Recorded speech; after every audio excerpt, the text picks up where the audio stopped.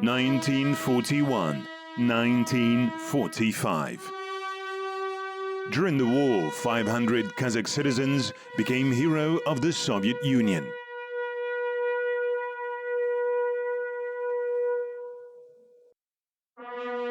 Four of them were awarded this title twice. More than 100 people became full cavaliers of the Order of Glory.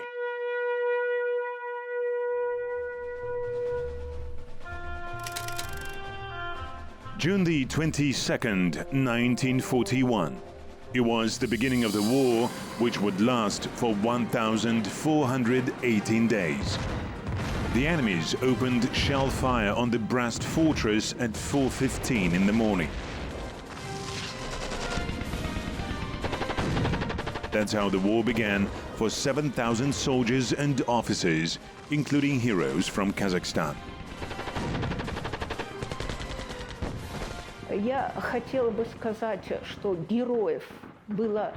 I would like to say that there were a huge number of heroes.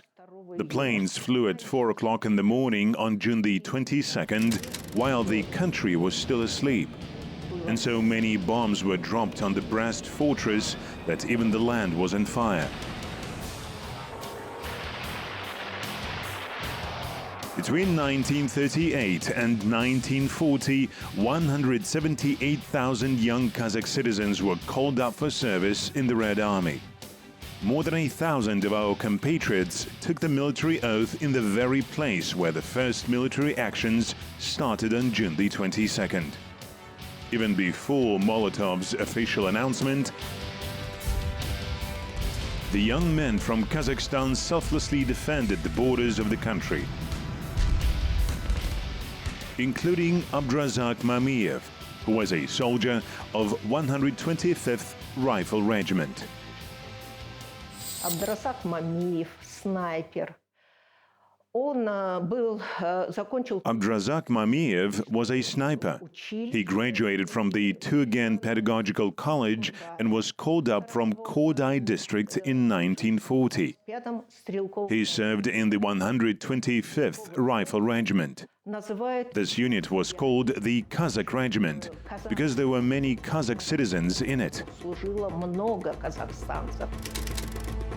After the defense was broken, the defenders decided to break out from the fortress to the place of disposition. They had to run 5 kilometers under enemy's fire to Peshchanaya Bay.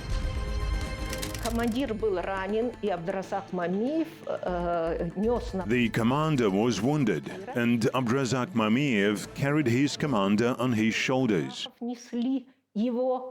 Dulkiit was also wounded. 3 Kazakhs carried him. According to their memories, both groups were captured.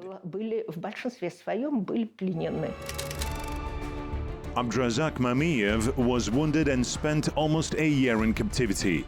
Later he managed to escape and joined the Polish partisans. He spent a year as a member of the Partisan Party.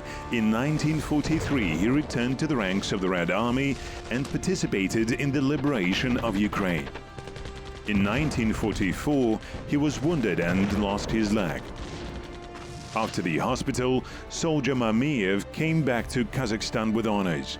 But unfortunately, not all Kazakh defenders of the Brest fortress returned home. The names of these heroes will forever remain in the history of our republic. Tazabek Ulkenbaev, a Red Army soldier, threw himself under a tank holding a grenade. He blew it up. He was seriously wounded in the stomach. When he was dying, he asked to consider him as a communist. This soldier is from Almaty region. Ivan Kuznetsov was an ethnic Kazakh who was raised in a Russian family because he was an orphan. He was from Almaty region as well. He also threw himself under a tank with a grenade and died under the tank. Хочу рассказать об своем однофамильце из Павлодара родом, Ахметове Даулене. Он Daulen Akhmetov was from Pavlodar. He left us a brick from Brest. знаем все Since Soviet times, we know that there are 7 bricks that are stored as the greatest items in the Museum of the Second World War in Belarus. великий And our 8th brick was found in 1963. кирпич. And we were able to prove that this is a brick from the Brest fortress. Это кирпич из Брестской крепости. А почему? Потому что только в Брестской крепости In the 19th century in the Russian Empire, fortresses were built using bricks made of eggs. When Brest fortress was on fire, after the bombing, the high temperature made bricks melt and white egg foam appeared on bricks' surfaces. она вздыбала. Хотелось бы сказать о том, что I would like to say that I found about 50 Uyghurs from Almaty region who were the Red Army soldiers in the Brest fortress. уйгуров из... Here is the story of one of them. Вот история... Imina Kun Kamalov also threw himself with a bunch of grenades under the tank at 10 o'clock in the morning on June the 22nd. He died, but the tank was knocked down. подбил. The names of many defenders of the Brest fortress are still unknown. Research historians work with documents in archives, conduct search works at the area, and work hard to recreate a list of names of all soldiers who were heroes of the first days of the war, among whom there were people from Kazakhstan.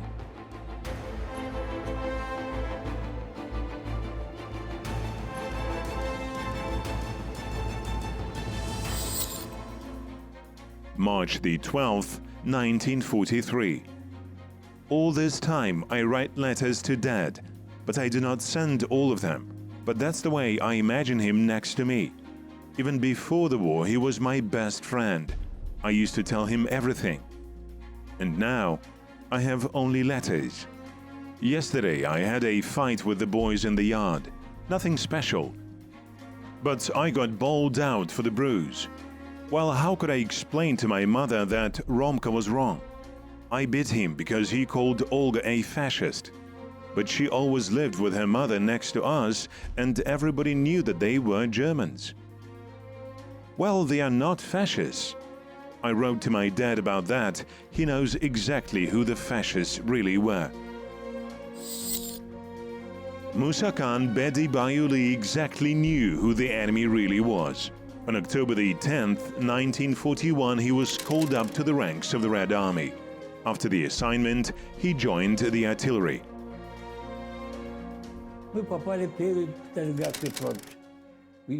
We arrived at the First Stalingrad Front.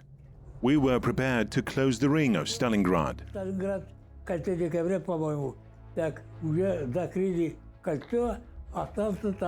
At the end of December, the ring had already been closed. The German army with General Paulus was there. The Germans had ammunition. They could fight us, but they had no food.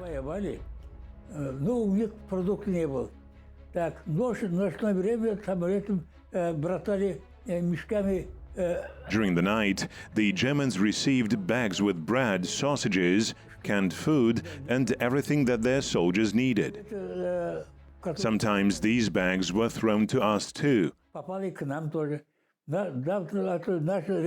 Our soldiers went and took the bags, and we were also fine.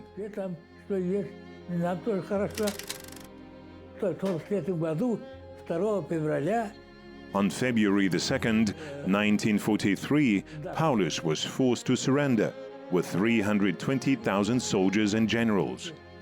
That was how the Battle of Stalingrad ended.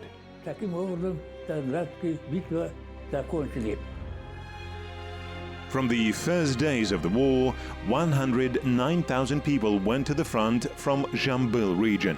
About 30 of them received the title of the Hero of the Soviet Union. Most of our compatriots took part in the most bloody battles of World War II. And there was the Battle of Kursk. Amantai Davletbekov left to the front from Jambil region. He was born in Maytobe of Talas district. The young guy died at the age of 23. When the Soviet troops attacked and liberated that territory, they were shocked how many fascist tanks and infantrymen were destroyed by our soldier Amantai, and he was posthumously awarded the title of the Hero of the Soviet Union in December 1943. Throughout the war, the training of combat reserve forces, as well as the formation and deployment of military units to the front, never stopped. Jambil residents fought for their homeland at the Brest fortress near Leningrad, Moscow, Kiev, Minsk, Odessa and Sevastopol, and further beyond the borders of the Soviet Union. Our compatriots showed courage and heroism on all fronts without exception. On July the 31st, 1944, Agadil Sukambayev threw himself onto the enemy's machine gun. He died from the fascist fire. Sukambayev had no ammunition left, and both of his arms were wounded. His fellow soldiers were there, lying next to him. They couldn't raise their heads because of the enemy's fire, and he was closer than others to that earth and timber fire point. And he rushed to that machine gun. The fascist machine gun fell silent, and only after that our soldiers managed to get up and attack. For that feat, Agadil Sukambayev was posthumously awarded the title of the Hero of the Soviet Union. Agadil Sukambayev fought since October 1941. He participated in battles near Moscow, liberated Smolensk and Belarus. The eternal memory of the hero will forever remain in the history of our country. According to data from various publications, 380 to 400 soldiers threw themselves on machine gun slits. 7 people survived. Kazakh soldier Sabalak Orazalinov was among the survivors. The commander gave him a task. Orazalinov took 2 anti-tank grenades and crawled to that pillbox. He threw the first grenade and a bullet hit his right hand. He couldn't throw another grenade with his right hand. And he threw it with his left hand. But the German pillbox was still firing. There was already no hesitation, and he covered that pillbox with his body. When the sanitary team arrived, he was alive. March 1943. Mom and I decided to have a holiday. Finally, she had a day off. We cooked delicious potatoes and finally brought out the fish, which we stored since the summer. Mom said that little joys were like little victories. And since there are good news coming from the front, we could have some fun. Let's pretend there's no war, Mom said. We set up a chair for Dad and began to remember how well we lived. It was only a minute of joy, which I will not forget, because after that someone knocked at the door.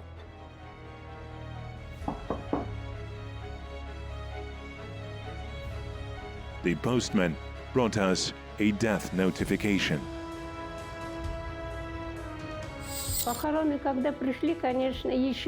I remember that the death notification of Ibrahim Suleimanov was brought with the death notification of the younger brother. There were 7 sons and 1 daughter in our family. My father did not go to the army, he was already under 50. But 5 brothers left to war. And only 1 out of 5 came back home. Grandma always said, 5 have left, and only 1 came back. The mother lost one of her sons in autumn of 1943. The legendary sniper Ibrahim Suleimanov died bravely when he was protecting the outer defenses to the city of Nevel. There was a 173 meters high point, I guess. He defended that territory on the right side. The machine gunner Manshuk Mametova was on the left side. Manshuk Mametova died before him, and after her machine gun kept silent, he understood he was alone. He defended himself till the end. When Ibrahim Suleimanov had no ammunition left, he started a hand-to-hand combat, but he was stopped by an enemy bullet. Posthumously, Suleimanov was awarded the Order of Lenin. It is a fact that he was one of the best snipers in the world, together with Talogali Abdibakov, a native of Jama district of Semey region, who was ranked the 16th in the ratings of the best snipers of World War II. In 1942, he joined the 8th Panfilov Guards Division. When it turned out that he was a hunter, he was sent to short-term sniper training. When he received a rifle, he made a commitment. I, Talogali Abdibakov, commit myself to killing 150 fascists till November the 7th, which means within the period of a little more than 5 months. By November the 7th, 1942, there was the number of 217 in the military record of Talogali Abdibakov. After that, he wrote an open telegram to Goebbels. The courageous Kazakh soldier boldly said that he would continue to fight for his motherland and would personally do everything in order to bring the victory closer. Each kind of troops had their own war. Snipers, pilots, tank crew and sappers. All of them had their own war. Abdibakov became the target of furious hunt. And on February the 23rd, 1944, when he reached the position, he was mortally wounded, killing the 397th fascist with his last bullet. The commander of Panfilov division and then the commander of the army asked to assign him the title of the hero of the Soviet Union posthumously, but it was not approved. That's another question why they didn't do it. Most likely because he mentioned that his uncle was repressed. Everyone who was awarded the title of the hero of the Soviet Union went through a detailed verification.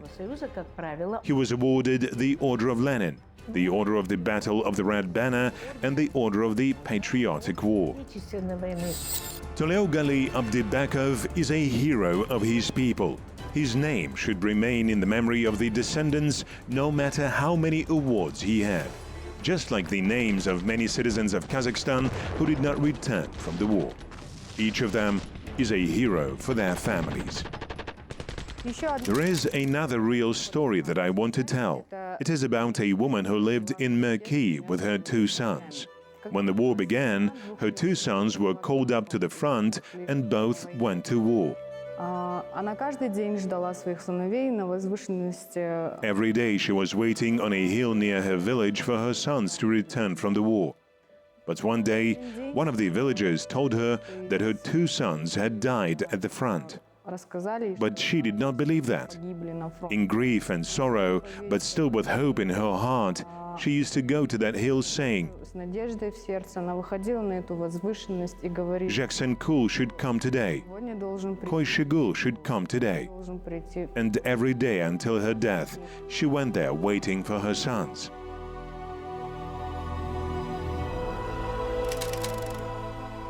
Residents of every city, region and village who saw off their soldiers to the front were waiting for their return. But death notifications came to Kazakhstan every day.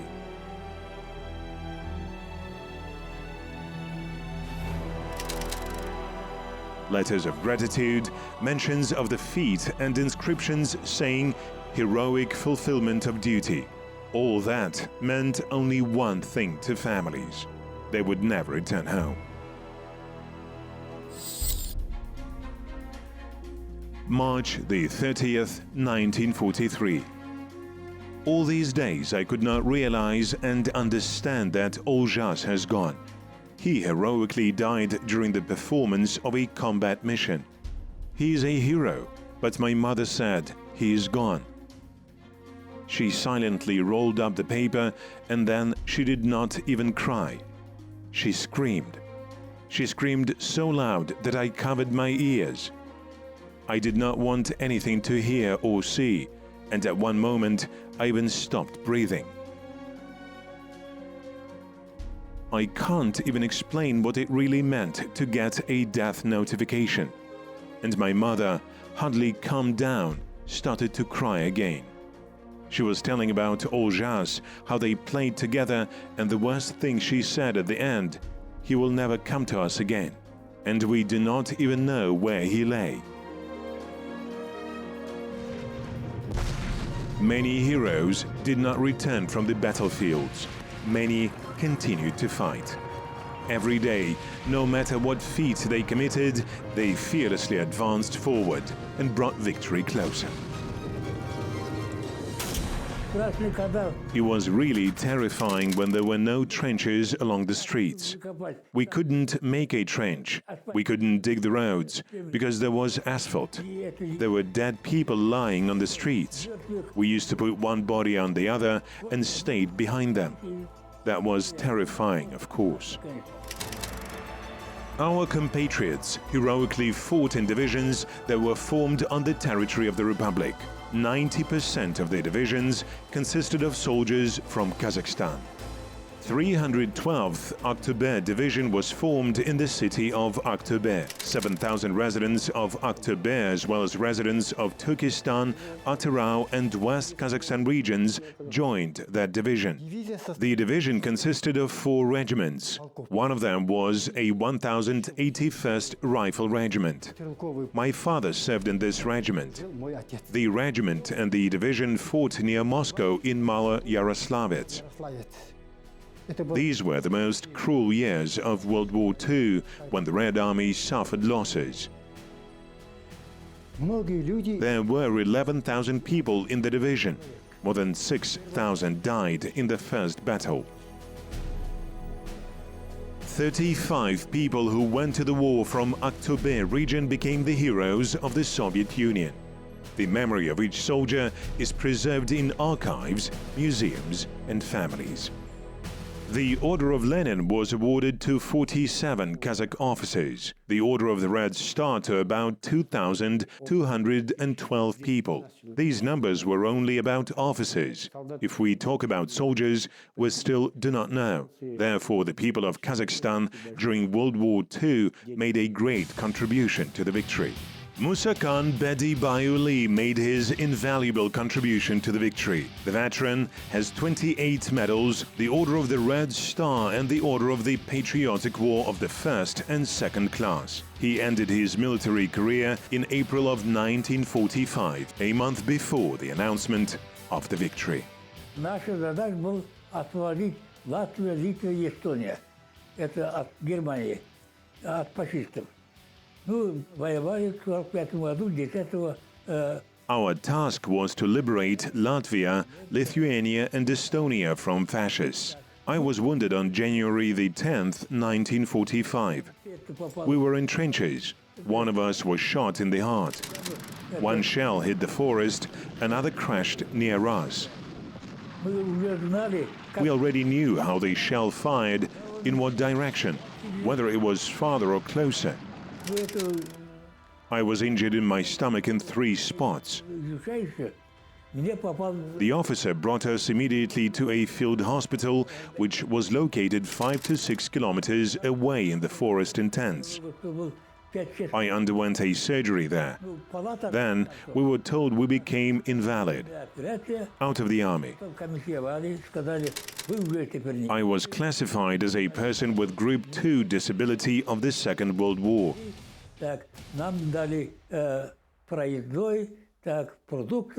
They gave us a ticket, food, put us on a train, said goodbye, go to Kazakhstan. We arrived probably on April the 29th, the 30th. The trees were already green. There were no shells or whistling bullets. Kazakhstan warmly welcomed every hero.